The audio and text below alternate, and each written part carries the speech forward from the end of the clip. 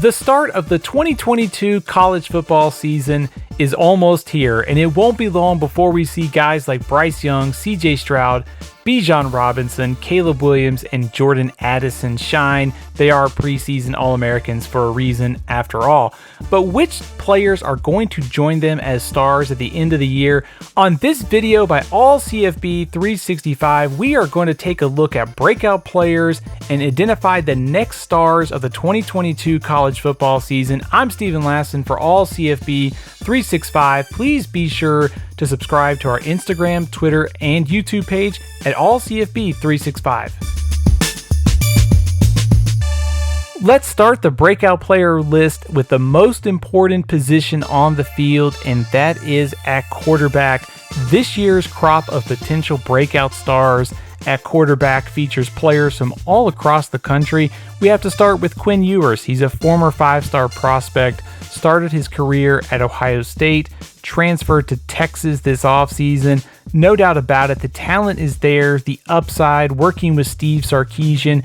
He has to beat Hudson Card for the starting job this battle, win deep into fall practice. Like we said, the talent is there. How quick he can acclimate into the starting role will be telling, because Texas needs him to be the starter to really open up that offense.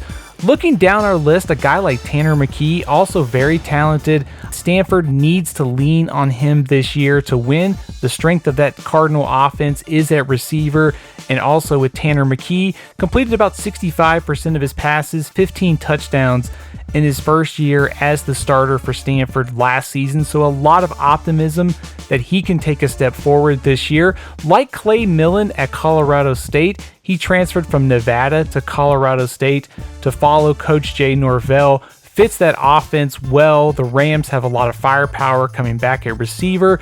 Anthony Richardson, a very popular breakout candidate this year at Florida under new coach Billy Napier. You saw the upside with Anthony Richardson last season, averaging 8 yards per play, but there were the interception concerns, and that's the big question with him coming into this year. Can he become a more consistent passer, especially if you look at his turnovers last year? 5 interceptions over 64 attempts. So Florida needs Richardson to maintain that dynamic dual threat ability, but also cut down on the mistakes. Colin Schlee of Kent State stepping in for Dustin Crum as the starter. That flash fast offense that Kent State runs, no doubt about it. Schlee should put up huge numbers in this system.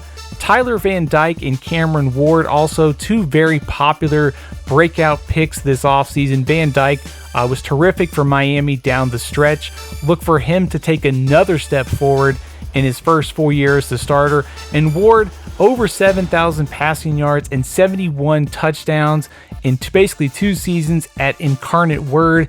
How quickly he can get acclimated to the Pac-12 will really determine where Washington State can finish, but he's very dynamic with the ball in his hands. I think he's one of the most intriguing players to watch in the Pac-12 this year. As we look at running backs, the first name that comes to our mind for breakout candidates is Devon Achane from Texas A&M. Big play threat, over 7 yards per carry and over 900 rushing yards as the backup to Isaiah Spiller last season. He now assumes the full-time role for Texas A&M, expecting him to get over 1,000 yards. Easy all SEC preseason vote in my mind for 2022. You look at Donovan Edwards, a former top prospect. He'll share time with Blake Corum. A guy like Damian Martinez, a 3-star prospect from the state of Texis. Oregon State has had a lot of success with 3 stars from the state of Texas in the form of Jacquizz Rodgers some time ago. Martinez is a true freshman who has made a lot of noise this offseason. You look at guys like Miller and McWilliams in the Big 12. Both of them have opportunities and have shined in limited time, now taking over the full-time role.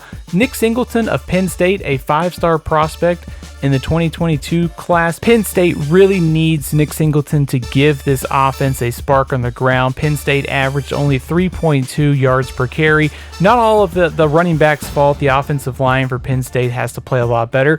We'll close out running backs by throwing out 2 names from the group of 5. Kumar Wheaton, a former 5-star prospect who was at Alabama, transferred to SMU, could have a path to a starting job or at least a ton of carries this year. And Titus Swin, the running back for Wyoming, stepping in for Xavier Valade, who transferred to Arizona State. We know Craig Bohl likes to run the ball. Wyoming, a very run-first offense, so look for him to be a 1,000-yard rusher for Wyoming this year. As we close out the skill positions on offense, we move to receiver, and there are several fascinating names on our list. We'll start with two true freshmen in Luther Burden, the 5-star prospect at Missouri. Also, Matthew Golden, a true freshman at Houston. Look for both of those guys to be on a lot of preseason all-freshman teams. Jermaine Burton of Alabama averaged 19 yards per catch at Georgia last year, transferred to Alabama. Certainly going to see a lot more targets with Bryce Young at quarterback, not to mention Alabama losing Jamison Williams and John Mechie. So opportunity in a big way for Jermaine Burton this year. Stefan Cobbs of Boise State stepping into the number 1 role. You look at Marvin Harrison Jr. He caught 3 touchdowns in the Rose Bowl win over Utah.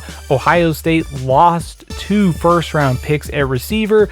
Of course, not much of a concern when you have Jackson Smith and Jigba, and you've recruited that position so well under assistant coach Brian Hartline, but Harrison could be the next star receiver for the Buckeyes. Jalen Hyatt stepping into potentially the number 2 role for Tennessee.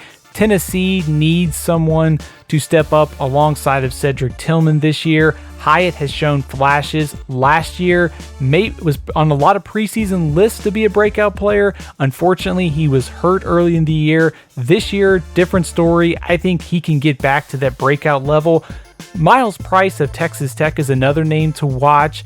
That Texas Tech offense under new coordinator Zach Kittley are going to throw the ball around a lot. We saw it at Western Kentucky and we saw it at Houston Baptist. Price had 37 catches last season. No doubt about it, he should easily exceed that total in this offense this year. And if you're looking for tight end breakout candidates, keep an eye on Michael Trigg at Ole Miss. He is a USC transfer. He should make a big impact in Lane Kiffin's offense this year.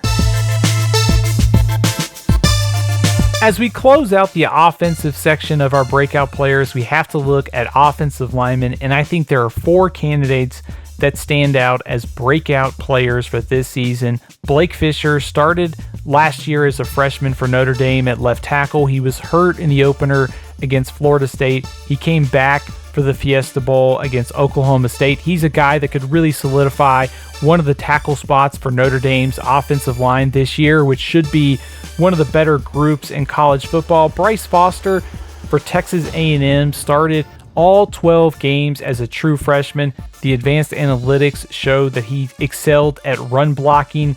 Look for him to take another step forward this year. Broderick Jones from Georgia, likely to step into that left tackle position for the Bulldogs this year, allowed only 2 sacks over 438 snaps last year. Former 5-star prospect, so we know the talent is there. And Wyatt Millum at West Virginia emerged last season on the right side of the offensive line, expected to switch over to the left side this year and protect the blind side of new quarterback JT Daniels. Let's stay on the line of scrimmage and look at defensive line breakout candidates for this year. And we will start by looking at Brandon Brown from UTSA. He was an honorable mention All-Conference USA player last season. The Roadrunners have some retooling to do on defense. I think he can be one of this year's stars for Jeff Traylor's team. Jalen Redmond of Oklahoma, with Brent Venables taking over as the head coach, going to play a large role. Redmond's one of those guys who's been productive at times during his career. He's battled some injuries. I think with Venables coming in, he will become an impact player for the Sooners. Mason Smith excelled last year as a true freshman, picking up 4 sacks. Probably not going to put up monster numbers as a 300-pound interior lineman for LSU, but nevertheless, look for him to continue to emerge as one of the more dominant defensive linemen in the SEC. 2 names from Ohio State there, Jack Sawyer and JTT. Larry Johnson, we know year after year produces studs on the defensive line for Ohio State. Those 2 guys look like the next stars for the Buckeyes. Corey Foreman of USC, former top prospect. USC needs him to become an impact edge player this season. And Lucas Van Ness of Iowa, 7 sacks last year, 8.5 tackles for loss. I like him to be the next standout for Iowa's defensive line. The linebacker position has several names that catch our attention for breakout candidates this year.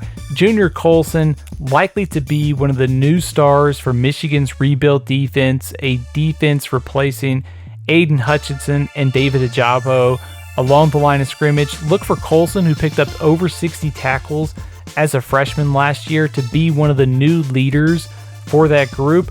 Dumas Johnson is an interesting player this year. Georgia kind of in the same position as Michigan, looking for the next wave of stars to emerge. Dumas Johnson, over 20 tackles last year as a reserve, should be able to become one of the new playmakers for Georgia's linebacker group, which already features Robert Beal and Nolan Smith. Justin Flowe is a former 5-star prospect that has just been injured the last 2 years.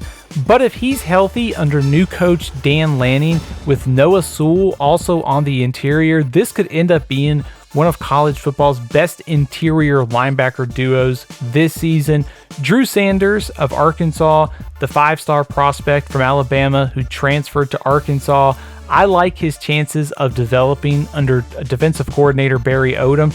And also Dallas Turner of Alabama. Will Anderson on one side. Turner should man the other side of the linebacker group for Alabama off the edge. From November to the end of the season, Turner picked up 9 tackles for a loss and 8.5 sacks. If you think about what he could do over the course of a full season based upon that limited time, he could also become one of the nation's top pass rushers next to Will Anderson. So Alabama's defense could have another standout edge rusher if Dallas Turner picks up where he left off last season. We will close out the defensive section with a look at defensive backs. This list includes cornerbacks and safeties. Guys like Shaheem Battle of NC State last season very quietly earned honorable mention all ACC honors. 34 targets faced, 16 receptions allowed. Very quietly, like we said, had a nice season last year.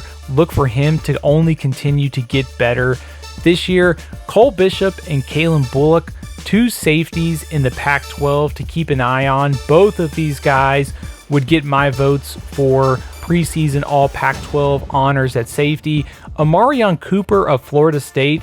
Florida State's defense stepped up over the second half of the season and got a lot better. And if you look at Cooper's numbers in the last 3 games, he was targeted 12 times and gave up only 4 catches. I think he could be one of the pieces that Mike Norvell and defensive coordinator Adam Fuller can build around this year. He looks like a future star in the secondary.